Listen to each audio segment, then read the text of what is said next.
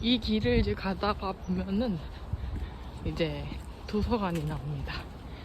오늘 저의 하루 일과는 도서관에서 책을 한 권 빌리고 이제 빵을 먹으면서 하루를 보내고 또 저녁에 운동을 갈 계획입니다. 날씨가 너무 좋아요. 이렇게 따뜻한 햇살도 비추고 이제 조금만 더 가면 이제 도서관으로 가는 길이 나와요. 저쪽이 도서관이에요.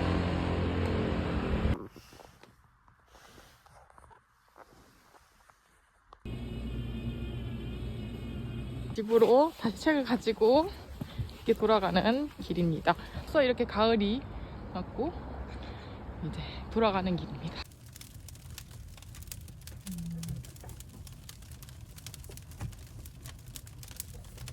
오늘 읽을 책은 바로 돈의 흐름을 읽는 습관에 대해서 한번 읽어보도록 하겠습니다.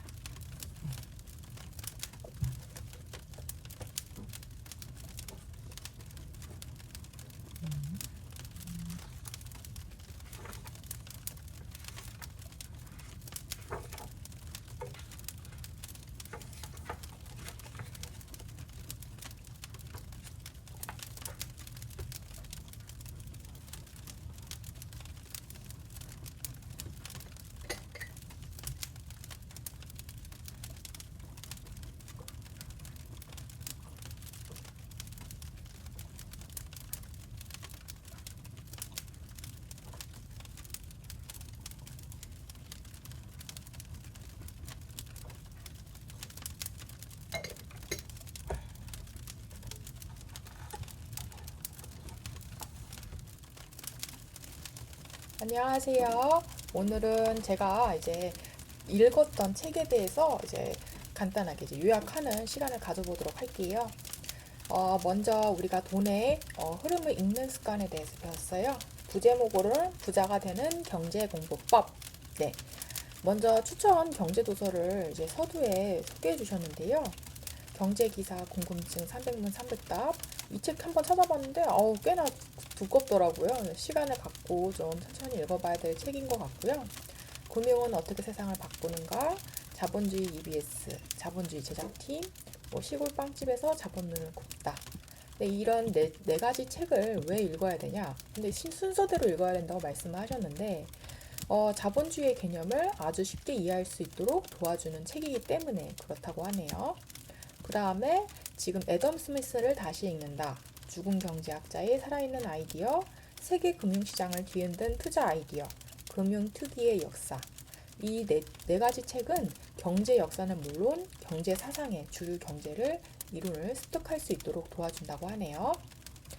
자, 다음으로 이제 그들이 말하지 않는 23가지라는 책은 자본주의의 숨겨진 비밀과 부작용에 대해서 말해준다고 하고요. 마지막으로 시골 의사의 부자 경제학이란 책은 우리가 이제 앞서 읽었던 책을 가지고 돈에 대한 관점이라든지 저축, 투자 현실이나 실용적인 관점에 대해 소개한다고 합니다. 여기서 저자는 순서대로 읽는 걸 추천했고 그러한 이유로는 전반적인 기초 개념부터 자본주의와 금융의 역사 등을 알 수 있게끔 순서대로 배치해놨다고 합니다. 실전 방법은 하루에 30분씩 읽는 걸로 해서 이제 몸에 체득할 수 있도록 습관화 들이는 게 더 중요하다고 소개를 합니다. 그 다음으로 저자는 이러한 책들을 가지고 단순히 읽는 것에 그치지 않고 북 리뷰를 작성하라고 하는데요.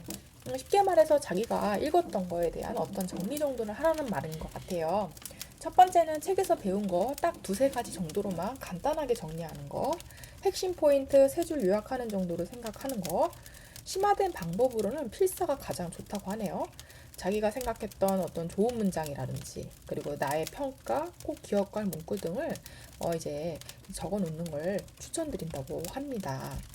그 다음으로 경제 기사의 5대 5대 분야 연결해서 읽기. 이거 조금 어떻게 할까요? 첫 번째는 거시경제 국내 현황에 대해서 국제 경제 전반에 대한 기사로서 금리 인상 등에 대해서 이것과 이제 성장 이제 연결해서 읽어보라는 건데요. 두 번째는 미시경제, 거시경제가 약간 넓은 전체를 본다면 미시경제는 조금 더 세부적으로 보는 거겠죠. 숲과 나무에 비유할 수 있겠네요. 이제 기업과 가게에 대한 기사, 산업별 이슈 등을 볼 수 있고요. 세 번째는 국제 뉴스, 해외, 미국, 중국 등 한국과 관련한 국가의 움직임으로서 볼 수 있고, 네 번째는 주식과 국내외, 주식시장의 주가 추이와 변동 원인, 그리고 이제 부동산 국내, 부동산 시장의 추이와 움직임 이렇게 볼 수가 있겠네요. 근데 이 기사들도 여러 가지 경제 기사들이 있을 거예요. 근데 그 기사들 중에서 뭐 유독 댓글이 많거나 아니면 자기가 이건 좀 관심 있는 기사인데 하고 이제 관심 있는 기사도 괜찮다고 합니다. 그렇다면 이러한 신문 기사를 읽었을 때 또는 이러한 어떤 포털 기사의 기사를 읽었을 때 이것이 나의 경제 생활에 좀 어떤 영향을 미치게 됐었을지 한번 생각을 해보는 게 좋다고 합니다. 네, 그 다음으로는 우리가 앞서서 이제 기사도 한번 보고 그리고 이제 추천 도서를 읽고 이제 그 다음에 요약도 하고 본문도 정리하고 했는데 그보다 더 어떻게 세 줄로 경제 기사를 요약하는지에 대해서 설명을 했네요. 우리가 기사를 통해서 알 수 있는 실제 수치, 뭐 이벤트, 상황 등 객관적 사실을 위주로 정리하는 것. 두 번째는 기사의 결론이나 향후 정말 및 느낀 점과 배울 점이 무엇인지. 더 구체적인 방법으로는 요약을 하고 후기를 하고 이제 쓰고 인용을 쓰는 건데요. 요약은 말 그대로 내가 읽은 기사에 대한 어떤 전체적인 내용에 대해서 요약을 세 줄로 하고, 후기는 내가 이 기사를 보고 나는 이런 생각인데 나는 좀 이렇게 생각하는데 라는 걸 쓰고, 인용은 읽었던 경제 도서 중 연관된 내용을 인용해서 이런 게 조금 이 기사와 조금 이 기사가 관련성이 있구나라는 걸 좀 더 기재하면 더 좋겠죠. 참고자료로. 다음으로는 경제 지표 체크와 뉴욕 마감 기사를 읽는 거라고 합니다. 근데 경제 지표 왜 우리가 이제 체크해야 될까요? 일단 나의 개인적인 측면에서는 내 집 마련하고 저축하고 보험 등 안정적인 노후 대비 등을 위해서도 이것이 필요하고요.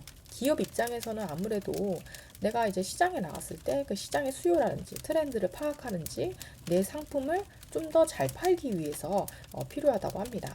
그렇다면 우리가 어떻게 이 경제 흐름을 파악해야 될까요? 저자는 말합니다. 경제 지표를 체크해야 된다고 하네요. 그 전에 먼저 우리가 이 경제 지표를 체크하기 전에 경제 지표에 대해서 먼저 한번 정의를 한번 알아보도록 할게요. 첫 번째, 금리가 뭘까요? 쉽게 말해서 우리가 이제 은행에서 주고받는 이자, 우리가 대출을 받을 때도 쓰는 이자라고 생각할 수 있는데, 이게 조금 딱딱한 정의를 보자면, 원금에 지급할 이자를 비율로 표시한 수치, 돈의 가치다라고 표현을 하네요. 그럼 주가는 뭐냐? 주식시장에서 거래되는 개별 주가를 모아 전체 수치로 표시한 지표다. 경기 선행지수 역할을 하죠. 그렇다면 경기 후행 지수 역할을 하는 게 뭘까요? 부동산이 예를 들 수가 있다고 합니다. 부동산은 굉장히 좀 더디게 좀 후행 역할을 한다고 합니다. 환율 같은 경우는 이제 한 나라의 화폐와 외국 화폐와의 교환 비율을 말하는데요. 두 나라 간의 화폐의 교환 비율을 말한다고 합니다. 유가는 석유 거래 가격이에요, 말 그대로. 석유 거래, 우리 뭐 자동차에 석유 넣으러 가잖아요, 휘발유랑. 뭐 그런 게 거래 가격이 될 수도 있겠죠. 그렇다면 우리가 이 위의 지표들을 어디서 확인할 수 있을까요? 바로 네이버, 다음, 인베스팅닷컴 등에서 확인할 수 있고요. 더 좋은 방법으로는 직접 우리가 경제 지표를 체크하는 방법이 있다고 합니다. 이제 저자만의 어떤 포맷을 제시해주고 있는데요. 그 내용에는 미국의 기준금리가 들어가야 되고 주가와 환율, 유가를 매일 기록한다고 합니다. 어디다 기록할까요? 뭐 자기가 보기 편한 것도 괜찮고 엑셀로 주로 정리하는 게 좀 더 낫다고 합니다. 뭐 2025년 11월 2일 코스피 다우지수 환율, 유가, 한국금리, 미국금리 엑셀로 정리 후 그래프로 보는 거. 그 다음에 이제 더 나아가서 매일 아침 뉴욕 마감 기사를 읽는 게 중요하다고 합니다. 왜냐면 지난번에 어떤 일이 있었는지 우리가 경제 중요 이슈를 한 번 더 확인할 수 있기 때문이라고 하는데요.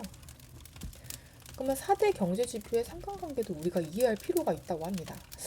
실물 경제는 우리가 이제 항상 경제 이론대로 움직이지 않는데요. 아까도 말했듯이 금리는 우리가 다른 말로 돈의 가치라고 표현을 하고 있죠. 쉽게 말해서 금리가 올라가면 돈의 가치도 당연히 올라가게 되죠. 비례니까요.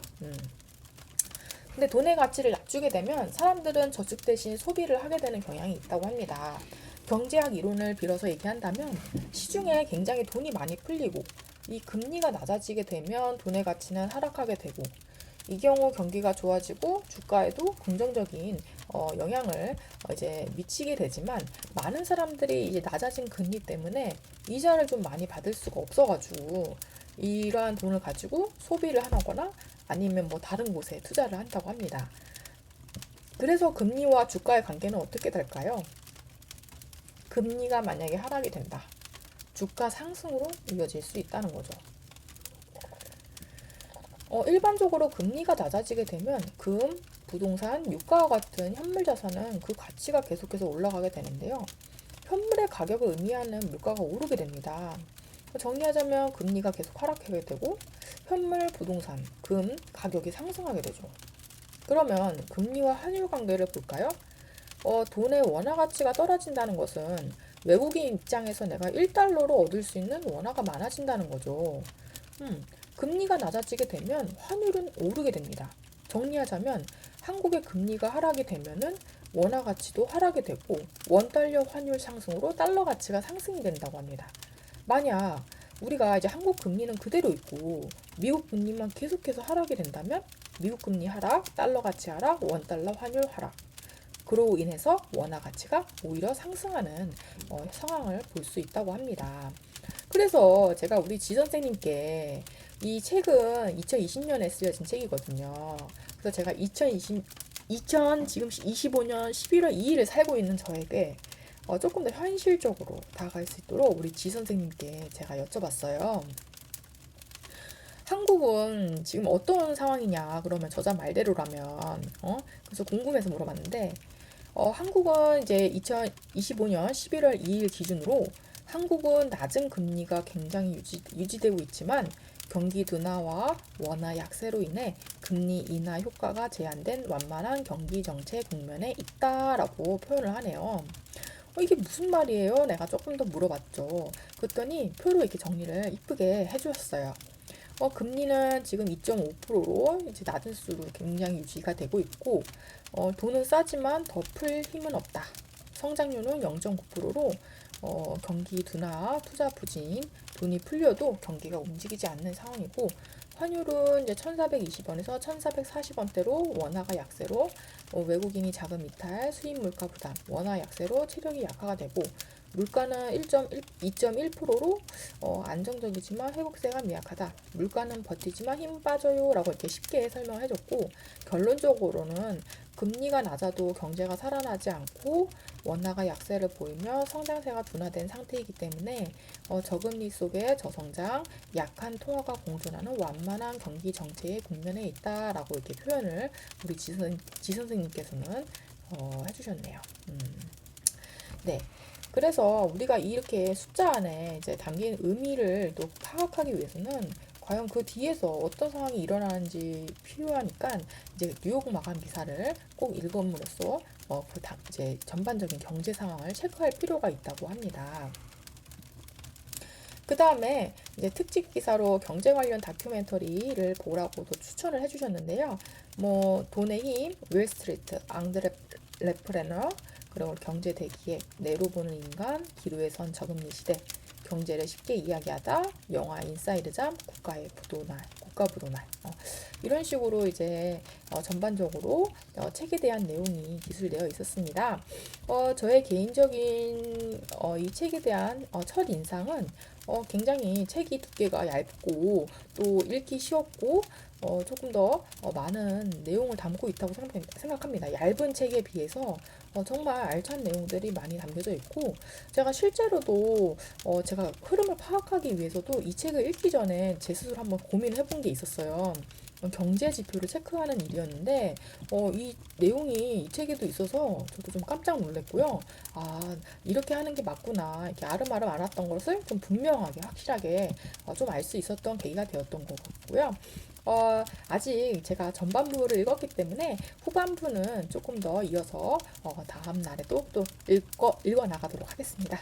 여러분 여기까지 뵙고요. 다음 시간에 또 뵙도록 하겠습니다. 다음 시간에는 76페이지부터 이어나가도록 하겠습니다. 감사합니다.